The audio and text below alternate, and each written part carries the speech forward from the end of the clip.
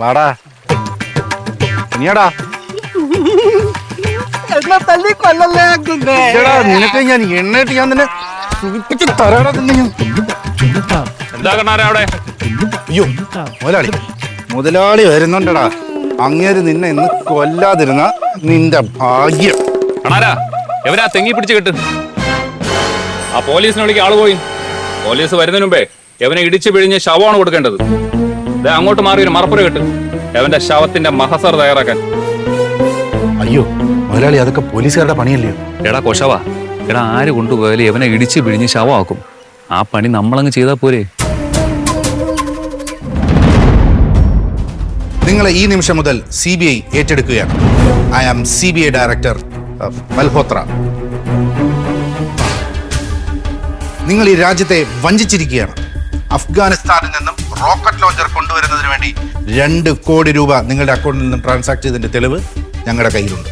എന്റെ പൊന്നു സാറേ, ഞാൻ പറഞ്ഞല്ലോ, ഈസ്റ്റ് മലബാർ ഗ്രാമീൺ ബാങ്കിൽ നിന്ന് കാർഷിക വായ്പ എടുത്ത 3 ലക്ഷം രൂപ ആകെ എന്റെ കയ്യിലുള്ളത്. ഒന്നും പറയണ്ട, ഇത് എന്റെ കയ്യിൽ നിൽക്കുമെന്ന് തോന്നുന്നില്ല. എന്ത് ചെയ്യാൻ മൽഹോത്ര, നമ്മുടെ രാജ്യസുരക്ഷയുടെ പ്രശ്നമായി പോയില്ലേ? ഇത്രയും വലിയ സാമ്പത്തിക തട്ടിപ്പ് നടന്നിട്ട് എന്റെ റിസർവ് ബാങ്കിന്റെ ഓഫീസിൽ ഇരുന്നിട്ട് എനിക്ക് ഉറക്കം വരുന്നില്ലായിരുന്നു. പിന്നെ നിങ്ങൾ കുറ്റം സമ്മതിക്കുന്നതാണ് നിങ്ങൾക്ക് നല്ലത്. നിങ്ങളുടെ ഭാഗ്യത്തിന് ഞാനും ഒരു മലയാളിയാണ്. പിന്നെ 2 കോടി ഇല്ലേ? 2 കോടി രൂപയുടെ ആയുധ കച്ചവടമാണ് നിങ്ങൾ നടത്തിയിരിക്കുന്നത് എന്നുള്ള കാര്യം നിങ്ങൾ മറന്നു പോകാൻ പാടില്ല.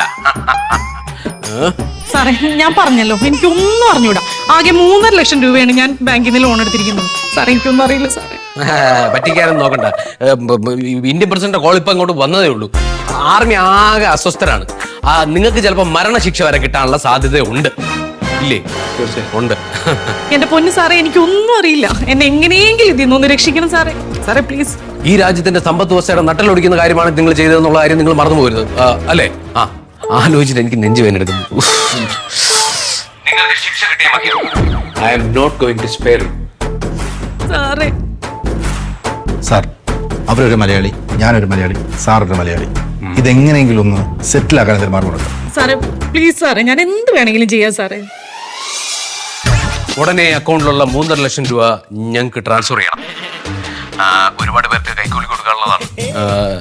എങ്ങനെയെങ്കിലും ഒത്തുതീർപ്പാക്കാൻ പറ്റുമെന്ന് നോക്കാം. എത്രയും പെട്ടെന്ന് ട്രാൻസ്ഫർ ചെയ്യണം. സാറിന്റെ മനസ്സ് മാറുമ്പേ ചെയ്യാം സാറേ, ഞാൻ ഇപ്പൊ തന്നെ ചെയ്യാം.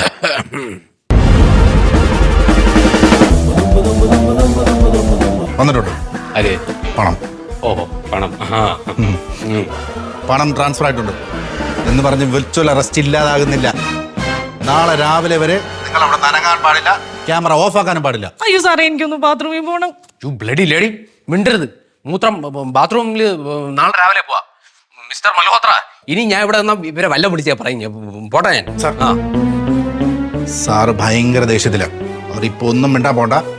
പിന്നെ ആ പോസ്റ്റ് ഓഫീസിൽ ചിട്ടി പിടിച്ച ഒരു 16,000 രൂപ അക്കൗണ്ടിലുണ്ടെന്ന് പറഞ്ഞില്ല, അതും കൂടി അയച്ചേക്കും. പിന്നെ ചില്ലറ വല്ലതും ഉണ്ടെങ്കിൽ അതും. പിന്നെ നാളെ രാവിലെ വരെ അവിടെ ഇരുന്നിടത്തുനിന്ന് അനങ്ങാൻ പാടില്ല.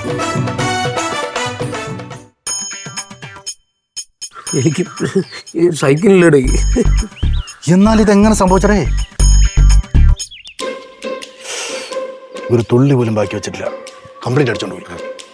എല്ലാം 1-ാം തീയതി ഞാൻ പല്ലും തേക്കും, തലയിൽ ലേശം വെള്ളവും കുടയും. ഭാര്യയൊന്നും ചീത്തോളിയാണ്. നിങ്ങൾക്ക് നാണമില്ലേ? കാലം മാറി അറിഞ്ഞില്ലേ? ഇങ്ങനെയൊക്കെ ചോദിക്കാവുള്ളൂ. പക്ഷെ എന്തൊക്കെ പറഞ്ഞാലും അപ്പോൾ പൂപ്പമാരായിട്ട് ചെയ്യുന്ന പരിപാടിയില്ലേ. ഇക്കാലത്ത് നിനക്ക് ഇതിനൊക്കെ പറ്റുന്നത് തന്നെ ഭാഗ്യം. അസൂയ തോന്നുന്നു. ടോയ്ലറ്റിൽ വെള്ളമൊന്നും ഉപയോഗിക്കല്ലേ, അബദ്ധമൊന്നും കാണിച്ചല്ലേ? ഇല്ല, 10-30 വർഷമായിട്ട് പേപ്പറാണ് ഉപയോഗിക്കുന്നത്. ഷേ, ഏത് പേപ്പർ? ന്യൂസ് പേപ്പർ അല്ല, അതുപോലത്തെ മറ്റൊരു പേപ്പർ. സുപ്രീം കോടതി വിധി അറിയാലോ. 1 മാസത്തിൽ 2 തവണയിൽ കൂടുതൽ കുളിക്കാനോ പല്ല് തേക്കാനോ പാടില്ല. ഒരു കുളിയിൽ നിന്നും മറ്റൊരു കുളി വരെ മിനിമം 6 മാസമെങ്കിലും ഗ്യാപ്പ് വേണം. 1 മാസത്തിൽ 2 തവണയിൽ കൂടുതൽ പല്ല് തേക്കാൻ പോലും പാടില്ല. കനത്ത ശിക്ഷ. എന്നിട്ട് എടാ, പൈപ്പിൽ വെള്ളം വരാത്തപ്പോഴേ ഞാനൊന്ന് സംശയിച്ചു. ഓടിപ്പോയി കിണറ്റിലോട്ട് നോക്കിയപ്പോഴല്ലേ മൊത്തം അടിച്ചോണ്ട് പോയി. ഒരു തുള്ളി പോലും ബാക്കി വെച്ചിട്ടില്ല നാറികൾ. Oh my devils! നീ ഇപ്പോഴും കിണറ്റിലാണോ വെള്ളം സൂക്ഷിക്കുന്നത്? പാതിരാത്രിയിലാണല്ലോ ഞാൻ കിണർ റീചാർജ് ചെയ്തത്. നേരം വെളുത്ത് നോക്കുമ്പോഴത്തേക്കും അവന്മാര് ഫുള്ള് മോട്ടിച്ച് സാറ്റലൈറ്റിൽ അപ്ലോഡ് ചെയ്ത് കളഞ്ഞു. നമ്മുടെ നാട്ടിൽ ഇതൊക്കെ സംഭവിക്കാൻ തുടങ്ങി. നീ DGPക്ക് പരാതി കൊടുത്തില്ലേ? പരാതി കൊടുത്തിട്ട് ആ മണ്ടം പറഞ്ഞത് എന്താണെന്ന് കേൾക്കണോ? ഈ കേസിനെ കെ പോലീസ് പ്രൈവറ്റ് ലിമിറ്റഡ് വളരെ ഗൗരവമായി കാണുന്നുണ്ട്. ഒരു ഗൃഹനാഥൻ തന്റെ ബാങ്ക് ലോക്കറിൽ നിന്നും 5 ലിറ്റർ വെള്ളം അയാളുടെ അത്യാവശ്യത്തിനായി സ്വന്തം കിണറ്റിലേക്ക് രാത്രി 12 മണിക്ക് റീചാർജ് ചെയ്യുന്നു. എന്നിട്ട് ഉറങ്ങാൻ കിടക്കുന്നു. ഏകദേശം 2 മണി 4 സെക്കൻഡ് 3 മൈക്രോ സെക്കൻഡ് ആകുമ്പോൾ കവർച്ചക്കാർ അവരുടെ സ്വന്തം സാറ്റലൈറ്റിന്റെ മിറർ ടെക്നോളജി വഴി ഈ വെള്ളം നീരാവിയാക്കി ഭൂമിയിൽ നിന്നും 400 കിലോമീറ്റർ ഉയരത്തിലുള്ള അവരുടെ തന്നെ ഫിസിക്കൽ ക്ലൗഡ് സ്റ്റോറേജിലേക്ക് അപ്ലോഡ് ചെയ്യുന്നു. എന്നിട്ട് രാജ്യത്തെ മറ്റേതോ പ്രൈവറ്റ് ബാങ്ക് റിസർവയറിലേക്ക് ഡൗൺലോഡ് ചെയ്യും. ഇതിൽ പോലീസിനെ കുഴക്കുന്ന പ്രശ്നം, ഈ കിണറ്റ് വെള്ളത്തെ നീരാവിയാക്കി മാറ്റി വീണ്ടും H2O ആക്കി താഴെ എത്തിക്കുമ്പോൾ ഇതിന്റെ 2 ഹൈഡ്രജൻ അറ്റത്തിന്റെയും 1 ഓക്സിജൻ അറ്റത്തിന്റെയും ഘടനയിൽ എന്തെങ്കിലും വ്യത്യാസം വരികയോ കലർപ്പുകൾ ഉണ്ടാവുകയോ ചെയ്താൽ നമുക്കിത് അദ്ദേഹത്തിന്റെ നഷ്ടപ്പെട്ട വെള്ളമാണെന്ന് തെളിയിക്കാൻ പറ്റാതെ വരും. എന്തായാലും ബൈ ഡെവിൾസ് ഗ്രേസ് അങ്ങനെയൊന്നും ഉണ്ടാകില്ലെന്ന് പ്രതീക്ഷിക്കാം. കൂടാതെ ഞങ്ങൾ നാസയ്ക്കും ഇന്റർപോളിനും അലർട്ടും ചെയ്തിട്ടുണ്ട്. Let's wait and see. Jai Hind, Jai K police private limited, powered by Kunnumel golden diamonds. എപ്പോഴും കൂടെയുണ്ട്, എന്നെന്നും അരികിലുണ്ട്. ഷെടാ, ഇതെന്തോന്നത്? കള്ളന്മാരുടെ റൂട്ട് മാപ്പാ. വന്ന് പോലീസിന് നമ്മൾ ധൈര്യം കൊടുക്കേണ്ട അവസ്ഥ എത്തിയല്ലോ. ഇനി എന്താ പ്ലാൻ? പോയത് പോയി, ഇനിയിപ്പോ ഇത് വരാതെ നോക്കുക.